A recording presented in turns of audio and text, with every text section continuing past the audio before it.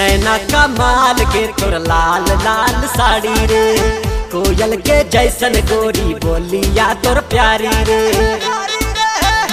हाँ नैना कमाल के तोर लाल लाल साड़ी रे, कोयल के जैसन गोरी बोलिया तोर प्यारी रे। जिया ललचो हो काहे तोरा हम पिए बगे, जिया ललचो हो काहे तोरा हम पिए बगे।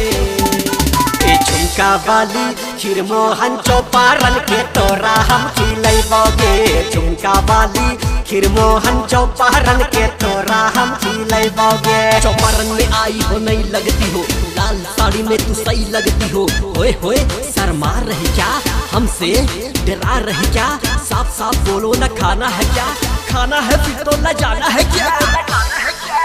जिया ललचो हो काहे तोरा हम पिए बगे, जिया ललचो हो काहे तोरा हम पिए बगे। ए झुमका वाली खीर मोहन चौपारण के तोरा हम खिलै बगे, झुमका वाली खीर मोहन चौपारण के तोरा हम खिलै बगे।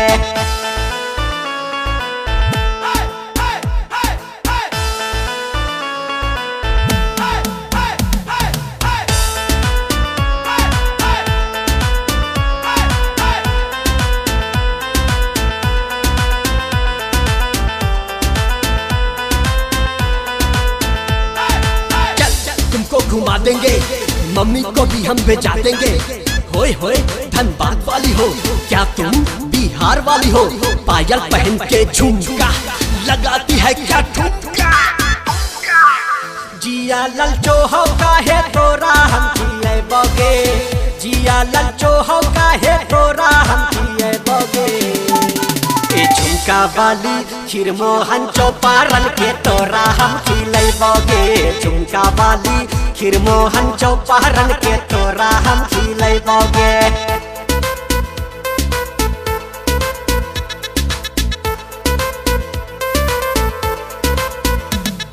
हजारीबाग तुमको घुमाएंगे, झील के पानी दिखाएंगे।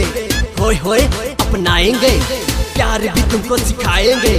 बोल दे जानू इकरार करोगी, हमसे मोहब्बत तू प्यार करोगी। जिया ललचो हो काहे तोरा हम पिए बगे, जिया ललचो हो काहे तोरा हम पिए बगे। ए झुमका वाली खीर मोहन चौपारण के तोरा हम खिलै बगे, झुमका वाली खीर मोहन चौपारण के तोरा हम खिलै बगे।